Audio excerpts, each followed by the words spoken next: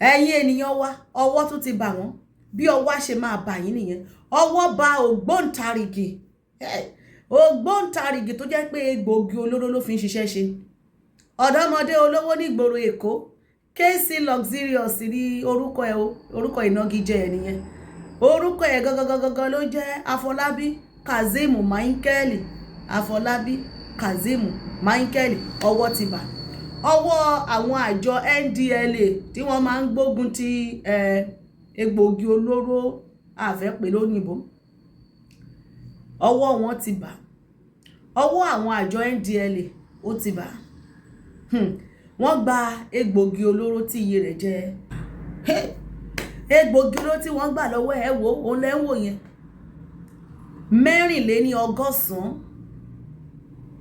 184 kilogram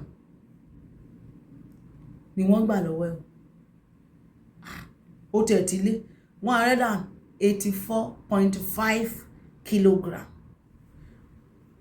tí wọ́n bá ní kí wọ́n pe iye owó tó tó wọ́n ní iye rẹ̀ jẹ́ $27 million tí wọ́n bá wá pààrọ̀ dọ́là yẹn sí náírà wọ́n ló jẹ́ 39 billion naira tí egbòogi ló tí arákùnrin tó ń gbé lọ ó ti package ẹ̀ òun lẹ́ni tí wọ́n tú sílẹ̀ wọ́n ti ní òun fúnra rẹ̀ ni wọ́n ní kó máa kà lẹ́yọ kọ̀ọ̀kan àwọn ọkọ̀ tó tò sínú ilé kò lóǹkà ó ti ń sọ nínú àwọn fọ́nrán ẹ̀ tó ti ṣe sẹ́yìn kọ́wọ́ tó bá ó ní ọkọ̀ tó ń lò kò pé méjì nínú Nàìjíríà yìí kò sẹ́ni tó nírú ẹ̀ ẹnu ẹ máa wo àwọn ọkọ̀ wọ̀nyẹn àwọn ọkọ̀ tó kọ́ mọ̀ òun ló ń lò ṣẹ́rí àwọn tó influence ọ̀dọ́ leléyìí o arákùnrin kan jáde ó ní bí wọ́n ṣe mú KC Luxurious yìí ìyẹn ni Afolabi Kazeem Michael Ogbontarigi àwọn tí wọ́n gbé gbòógì olóró ó lóun máa pe orúkọ jáde o ó ní àwọn èèyàn pọ̀ tó ti ra ọkọ̀ fún o àwọn èèyàn pọ̀ tó ti ra wristwatch second hush puppy leléyìí aago ó fi aago ń to ilé ni àwọn aago ìgbàlódé lóríṣiríṣi ọkọ̀ bó ṣe kún inú ọgbà ẹ̀ nìyẹn àwọn ọ̀bàyéjẹ́ leléyìí tó jẹ́ wípé àwọn ni wọ́n influence ọ̀dọ́ àwọn ọ̀dọ́ wa máa wá rí wọn bá wọn pé ẹwọ kọ̀tẹ́lì yìí lò láìmọ̀ wípé ìsàlẹ̀ ọ̀rọ̀ wọn ó lẹ́gbin àjọ NDLEA wọ́n sọ̀rọ̀ tí wọ́n ti dá àjọ NDLEA sílẹ̀ wọ́n ní àwọn ò tí gba egbòogi olóró tó iye eléyìí táwọn gbà lọ́wọ́ Afolabi Kazeem Michael yìí ẹ wo a máa fi ohùn sí ní ìṣísẹ̀ntẹ̀lé lẹ́yọ kọ̀ọ̀kan bí wọ́n ṣe àfihàn ilé ẹ̀ oríṣiríṣi ọkọ̀ àti bí ọ̀gá àwọn àjọ NDLEA bó ṣe sọ̀rọ̀ pé bí àwọn ṣe mú jẹ́ ká fi ohùn sí ní ẹyẹ kọ̀ọ̀kan kẹ́ máa bá wa wò. Today, bí ọwọ́ ṣe máa bá gbogbo yín. Be giving an account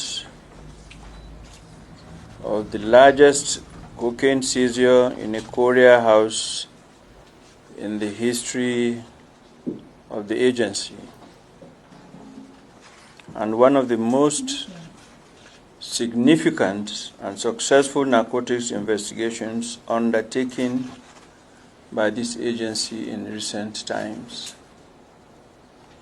An investigation that has led to the unmasking and dismantling of an international cocaine trafficking cartel that has for years used Nigeria as a transit hub for the movement of illicit drugs to the United Kingdom, other parts of Europe, and Asia. This operation began with the interception by our operatives of a consignment of 184.50 kilograms of cocaine with a street value of approximately 27.7 million United States dollars, or 39 billion naira.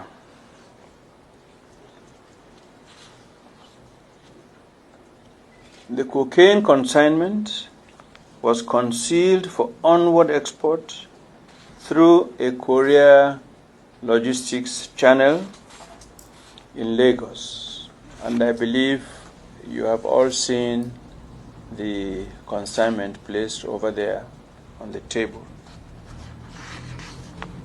Given the scale and sophistication of this seizure, I immediately directed the constitution of a special investigation team with a clear mandate to trace every mind and hand that touched this consignment and bring the entire network, not just the couriers, but the mastermind.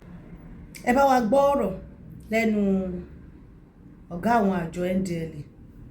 Ẹ wo ohun rẹ̀ nígbà tó ní kó máa kà bó ṣe gbà lọ́wọ́ ẹ̀ kó máa kà lẹ́yẹ kọ̀ọ̀kan àti àwọn ọkọ̀ bó ṣe ń wa ọkọ̀ kiri ní Àjà ní Lẹ́kì. Gbogbo ọkọ̀ yẹn náà kò wá ju Lagos Island yẹn ibẹ̀ ló ti máa ń wà. Kò tẹ́ni tó ń gbé lọ Òṣòdì, kò tẹ́ni tó ń gbé lọ sí Ajégúnlẹ̀ o. Àárín ibẹ̀ náà ló ti ń wá táwọn ọ̀dọ́ á dẹ̀ máa pariwo tẹ̀lé, ẹ wo ọkọ̀ yìí, ta ló wà nínú ẹ̀, kéèsì ni o, kéèsì ni o, ọmọ lọmọ, ọmọ tó na ọmọ pa. Ẹni tó lọ iléèwé wá dẹni tó tẹ̀ mọ́ ń ṣe, ẹni tó kọ́ṣẹ́ owó dẹni tó tẹ̀ mọ́ ń ṣe. Tó bá ti rírú àwọn eléyìí, àwọn ni wọ́n máa ń pín owó bẹ́ẹ̀lì ní patí. Ṣé lójú ayé wọn lóde? Ìsàlẹ̀ ọ̀rọ̀ ó lẹ́gbin. Ọ̀rọ̀ náà kan Daddy Freeze o, àáfi sí. Torí arákùnrin kan sọ wípé Daddy Freeze ó ti ra ọkọ̀ fún ẹrí, ó ra aago fún ẹrí o. Gbogbo àwọn tó ti ra ọkọ̀ fún ẹ lọ kó gbogbo wọn. Gbogbo àwọn tó ti ra wristwatch fún, ó lóun máa dárúkọ o. Aago kan lè mú o. Ó lóun máa dárúkọ o. Orúkọ àwọn èèyàn tó máa dápọ̀ tí wọ́n jọ ń ṣiṣẹ́ burúkú, ìtọ́jọ́ ń gbé egbògi olóró káàkiri àgbáyé. 4, 5, 6, 7, 8, 9, 10, 11, 12, 13, 14, 15, 16, 17, 18, 19, 20, 21, 22, 23, 24, 25, 26, 27, 28, 29, 30, 31, 32, 33, 34, 35, 36, 37, 38, 39, 40. 41, 42, 43, 44, 45, 46, 47, 48, 49, 50, 51, 52, 53, 54, 55, 56, 57, 58, 59, 60. 62, 63, 64, 65, 66, 67, 66, 69, 70, 71, 72, 73, 74, 75, 76, 77, 78, 79, 80, 81, 82, 83, 84, 85, 86, 87, 88, 89, 90, 91, 92, 93, 94, 95, 96, 97, 98, 99, 101, 2, 3, 4, 5, 6, 7, 8, 9, 10, 11, 12, 13, 14, 15, 16, 17, 18, 19, 20, 21, 22, 23, 24, 25, 26, 28, 29, 30, 31, 32, 33, 34, 35, 36, 37, 38, 39, 40, 41, 42, 43, 44, 45, 46, 47, 48, 49, 50, 52, 53, 60. I don't think anybody has serial number 001 Maybach Vejablu. I don't think. That aside. And I don't think anybody has 2 Vejablus of the 150. I don't. Alaji ló bí ọbẹ̀ ètò. Alaji ló bí ọbẹ̀ ètò. Independent desk. Ẹ̀yin ènìyàn wa, ṣé ẹ rí ìgbé ayé tó ń gbé? Àní eléyìí àfi bí hush puppy. Hush puppy. Àwọn àjọ NDLEA Nàìjíríà ló mú o. Ṣé rí pé àwọn tí wọ́n bà ìlú jẹ́, wọn ò rí nǹkan gidi bí àwọn nǹkan tó máa ṣe àǹfààní fún ọ̀dọ́, bí industry, ilé iṣẹ́ tí wọ́n á dá kalẹ̀ tí ọ̀dọ́ á máa ríṣẹ́ ṣe. Wọn ò ṣe yẹn o. Egbògi olóró ni wọ́n ń kó wọlé ni wọ́n ń kó jáde. Àwọn ọ̀dọ́ wọ́n ti sọ àwọn ọ̀dọ́ di alábọ̀ ara tán. Egbògi olóró ni wọ́n ń gbé lura gbùrù. Àwọn tó ń kó náà ni ẹ wá sọ fún wa, ṣé Afolabi Michael Kazeem kò ní bàbá ìsàlẹ̀? Torí kìí ṣe bó ṣe ń ṣe iṣẹ́ yẹn, tẹ́ ẹ bá wo ilé tó kọ́jọ, tẹ́ ẹ wo ọkọ̀ tó ń lò, kò ṣe bóyá ṣe ń ṣe o, ṣùgbọ́n ọjọ́ gbogbo ni tó lè, ọjọ́ kan ni tó ní nǹkan. Ó pẹ́ tó ti ń ṣe kí wọ́n tó wá rí mú báyìí. Bọ́dẹ̀ ṣe wá rí mú yẹn náà, lẹ́yìn ìgbà tí wọ́n rí mú yìí báyìí, kí la mọ̀ tó fẹ́ tẹ̀lé? Ṣé kò ní bàbá ìsàlẹ̀? Ṣé wọn ò ní pè order from above? Ṣé wọn ò ní pè látòkè wípé o ilé ìtẹ́ mú yẹn ọmọ wa ni? Torí èèyàn ò lè máa ṣe irú nǹkan báyìí nínú ìlú yẹn. Wọn ò sọ iye ọdún tó ti ń ṣe, ṣùgbọ́n kì í ṣe bóyá ẹ̀ṣẹ̀ ń ṣe kó má ní bàbá ìsàlẹ̀, kó má ní èèyàn lókè ní airport. Ṣebí ibì kan ẹ wo bó ṣe dì ní pálípálí. Kò ní lọ́kàn pé wọ́n á tú wò ni. Ṣé kò ní lọ́kàn pé wọ́n á tú wò ni? Ó dì ní pálípálí ni. Kì í ṣe ọ̀pá àwọn míì tẹ̀ máa ń ṣe tí wọ́n á fi ṣe ìlú, ìmíì wọ́n á fi ṣe aago, àtìlé tó fi ṣe ìrùkẹ̀rẹ̀ tó yẹ pé òun ni wọ́n kó sínú ẹ̀. Òun dì í nọ́mà dídì, ó dẹ̀ tò sí pálí. Ó lẹ́yìn tí wọ́n lé sílẹ̀ yẹn, tí wọ́n tò sílẹ̀ yẹn fún adúrú egbògi olóró ni. Ẹ wo bí tí wọ́n sọ ìlú dà. Wọ́n bá dẹ̀ ní wọ́n dẹ̀ ní owó ọ̀hún tán, nírí kán ṣe nǹkan gidi. Owó yẹn náà ṣọ́ fi ń ṣe nǹkan gidi ni. Bí kán fi ra ọkọ̀ jọ, kán ra aago, Gucci, Ferrari, àwọn latest ọkọ̀, latest aago, latest aṣọ, bàtà, ọ̀tọ̀ fi rà nìyẹn. Ọ̀tọ̀ fi rà nìyẹn. Kán náwó ní pàtì, kán máa gbé báyìí, kán máa sà wọ́n, kán máa kì wọ́n, kéléré máa sà wọ́n. Ẹ wo jẹ́ ká gbọ́rọ̀ lẹ́nu ọ̀dọ́mọkùnrin yìí. Ó ní torí àtàná ni ìròyìn yẹn ti ń jà rìnrìn. Ẹ̀yin tẹ́ ẹ̀ ń dunú wípé wọ́n mú kéèsì yẹn ni Afolabi Kazeem Michael. Ó ní ẹ̀yin tí wọ́n fún ní ọkọ̀ òun mọ̀ yín o. Torí Daddy Freeze ti jáde wípé òun ò mọ̀ rí. Ó ní Daddy Freeze olóhùn mọ kéèsì lọ zírọ̀sì ni. Ó ní bẹ́ẹ̀ ó fún ẹ lágo. Òun á pe orúkọ o. Ẹjọ́ ẹ máa bá wa pe orúkọ wọn, àwọn tọ́jọ́ lọ́wọ́ sí. A mọ̀ pé wọ́n máa kù sínú ìlú. Wọ́n ṣe ń ba yí àwọn, wọ́n ṣe ń bàlú jẹ́. Bẹ́ẹ̀ ká fi ohùn sí kẹgbọ́rọ̀ lẹ́nu arákùnrin. What happened to KC Luxury? What happened to KC Luxury? Guys, I don't know who KC Luxury is. You guys think I know everybody. I don't know who KC Luxury is. So I had to start doing some digging. Daddy Freeze. CMC. You don't know KC Luxury, Abi? Why are you like No this? problem. At least I know. Why you 5 like to 10 problem? people where him buy Watch. some people. Him buy them. Wanna still know him, or wanna don't know him again? Because I don't know. I'll start dropping names soon. You get some people where him buy, and they buy some people. Moto I hope you people still know him. Wanna know me? is a lie. Hey. Begin call names soon. Next video, I go drop names. Daddy Freeze, you don't know I'm Abi? No problem. CMC, why are you problematic like this? Why are you problematic? Why do you like trouble? You cannot just look away or forgive and forget. You don't already enter trouble. The one way, how did they take talk am? The one way surprise me. They give a stick, may count into count. Hey. He no say the rob himself. I want to come out. Wait for faint, do like say he don't know anything. He can't count. Mogbe. I don't know anything. I don't know Amo. I don't know even CMC. I don't know CMC. I don't know anybody for this Nigeria again. Now only my mama I know. CMC go put person for trouble for this Lagos. I mean for that America. In fact, for the whole world. CMC no dey hear any word o. Ṣé bẹ́ẹ̀ ráyé wọn lóde. Kí ló dé tí Daddy Freeze ní kó má pe orúkọ? Toro mọ̀ wípé bí wọ́n máa pe orúkọ òun mọ́, wọ́n pọ̀ sínú ìlú bẹ́ẹ̀ yẹn. Wọ́n pọ̀ sínú ìlú. Gbogbo àwọn tẹ́ ń wò yẹn. ẹlòmíì gan òjíṣẹ́ Ọlọ́run ló máa jẹ́, gbogbo wọn náà ni wọ́n jọ ń lọ́wọ́ sí irú ìwà báwọn yìí. Tẹ́ ẹ bá rí wọn tí wọ́n ti ń lọ òkè òkun píam tó ń lọ tó yẹ pé bíi backyard ni àwọn iṣẹ́ tó ń ṣe leléyìí. Wọ́n dẹ̀ ti ní wọ́n ní ọ̀gá lókè, àwọn gbogbo àwọn tẹni tó ń jẹ́ olóṣèlú wọ̀nyẹn àwọn náà ló máa ń gbé rán wọn, àwọn ló ń gbé rán wọn. Wọn ò wá rí nǹkan gidi gbé kalẹ̀ wípé o bí a ṣe ní nǹkan àlùmọ́nì kan lo àwọn nǹkan àlùmọ́nì wa yẹn kó fi dá iléeṣẹ́ kalẹ̀ kí àwọn ọ̀dọ́ tó lọ ilé ìwé kó máa ríṣẹ́ ṣe.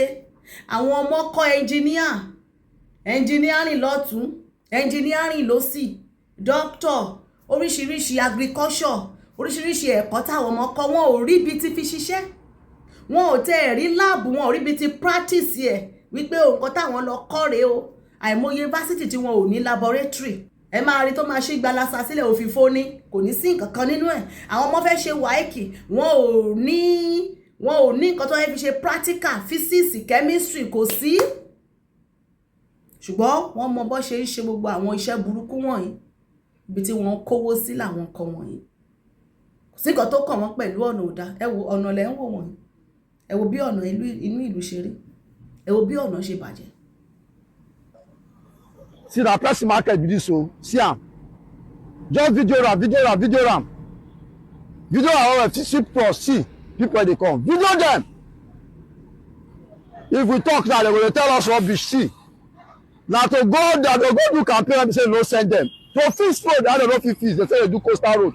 Coastal road they do don't make sense. Video this made them see so. Video ram. Imagine. Video ram make them see. Video ram make them see. Video on this see. Video the gospel make them see.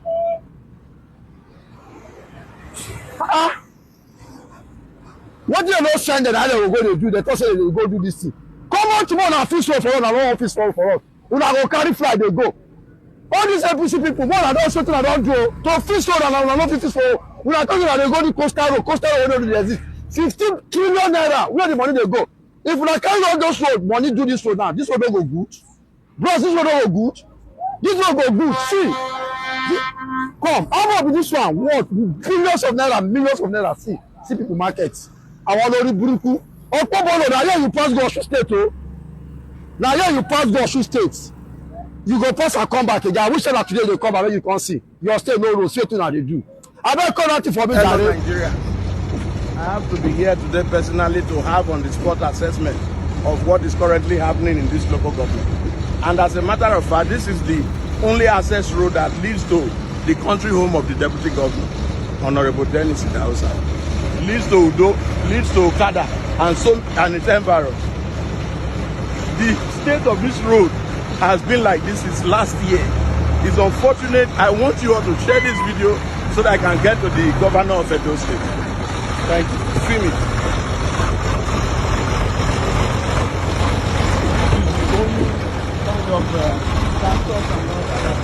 Access the road. Other lightweight vehicles cannot go through this road.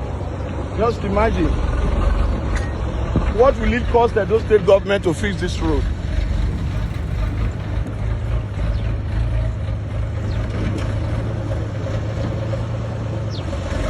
Please share the video.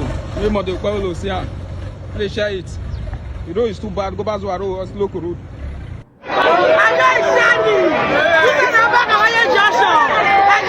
Today when your brother went there for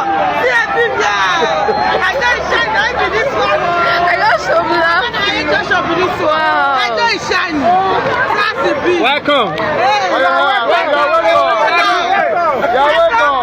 don't now. I do. I don't shine. I don't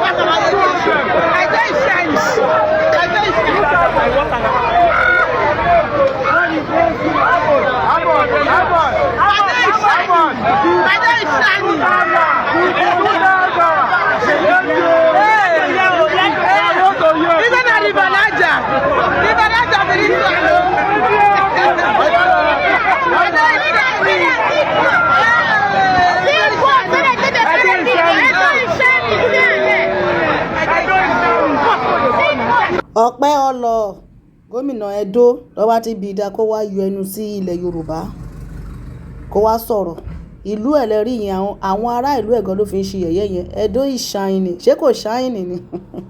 Ó ń shining gidi. Ṣé ẹ rí bí ọ̀nà ṣe bàjẹ́? Ṣé ẹ rí pé ọ̀nà tó bàjẹ́ yẹn ó ṣe àkóbá fún àwọn tí wọ́n jẹ́ oníṣòwò arìnrìn àjò, gbogbo ọjà wọn bó ṣe dànù. Ẹ wá wo ọ̀nà eléyìí. Ọ̀nà yẹn náà ló lead sí ìlú deputy governor Edo State o. Monday Ọpẹ́ọlọ àti deputy ẹ̀ igbákejì ẹ̀. Ṣé ẹ rí pé irú kọ̀ọ̀kan náà ni wọ́n. Ìlú deputy governor ọ̀nà tó lead síbẹ̀ ni. Ẹ wo bó ṣe rí. Ó wá gbẹ́nu òkè gbẹ́nu ìsàlẹ̀ olóhùn rí kan ó ní ọ̀nà ò dá ní Ọ̀ṣun. Ẹni tí ọ̀nà ìlú títí ẹ̀gọ́ ò dá àtòun àti igbákejì ẹ̀ kò sí ọ̀kan tó ṣe sínú ìlú. Gbogbo wọn pátápátá irú kọ̀ọ̀kan náà ni wọ́n o. Tá a bá dé ilẹ̀ Yorùbá ní Ondo náà ni, Ondo State ni, Ogun State ni, kò síbi tí ọ̀nà ti dá. Owó tó yẹ kí wọ́n fi tú ìlú ṣe egbògi olóró ni wọ́n fi ń gbé kiri. Tí wọ́n bá ní kán máa wá lọ wá bọ̀ báyìí, àwọn tó máa jẹ́ ọ̀gá Afolabi Kazeem ara àwọn olóṣèlú yìí náà ni. Ṣé ẹ rẹ́ ojú ayé lóde?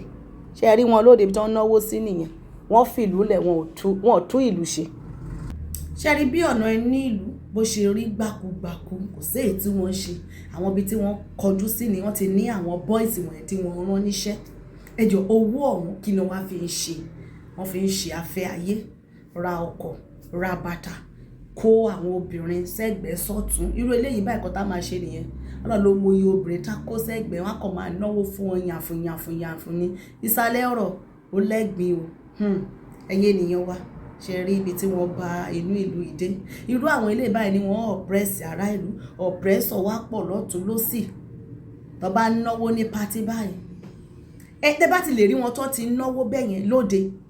Torí ẹni tó bá ń ṣiṣẹ́ oṣù tó láàgùn tàbí ó ń ṣe tó yẹ pé business tó ń ṣe gidi ni, kì í ṣe irú àwọn eléyìí tó mọye wàhálà tó ń ṣe. Lè rí wọn kọ́kọ́ máa náwó bẹ́yẹn. Ṣùgbọ́n àwọn eléyìí tó jẹ́ pé tó bá ti lọ pa ẹ wo tó bá lọ báyìí trip eléyìí tó lọ yẹn báyìí 39 billion yẹn 39 billion. Báwo ló ṣe fẹ́ ná? Lọ́ fi máa náwó iná ìyà. Ìlú dẹ̀ wà ní ìlú ò kúrò lójú kan. Nígbà tó yẹ pé àwọn tó yẹ kó tú ìlú ṣe àwọn gan náà wọ́n lọ́wọ́ sí gbogbo orú àwọn nǹkan wọ̀nyí. Bí táwọn náà ti make owó títí wọn nìyẹn. Ṣùgbọ́n wọ́n dẹ̀ ń ba iye àwọn èèyàn jẹ́. Ẹ̀yin ènìyàn wa, a ní ká fi tó wa létí ni pé ọwọ́ ti bá Ogbontarigi o, elégbòogi olóró lÉkòó ni o, Èkó ni o.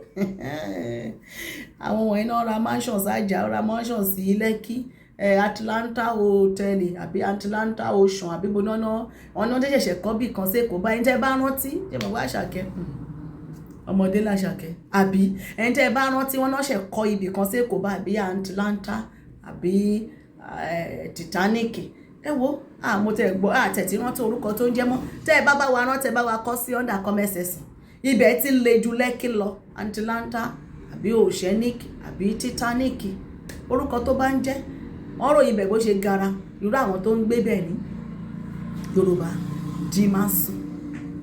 Jẹ́ kí á rí èròǹgbà yìí ní abẹ́ fọ́nrán yìí lórí ìkànnì wa náà níbi èmi náà lọmọ yín ọ̀rẹ́ yín olólùfẹ́ yín àbúrò yín Àṣàkẹ́ TV show. Ẹ máa bá wa pín ètò wa, ẹ̀pẹ̀ lógúnlógún, ẹ̀pẹ̀ lọ́gbọ̀lọ́gbọ̀. Odùduwà gbè wá bá ṣe Ìdùmarè.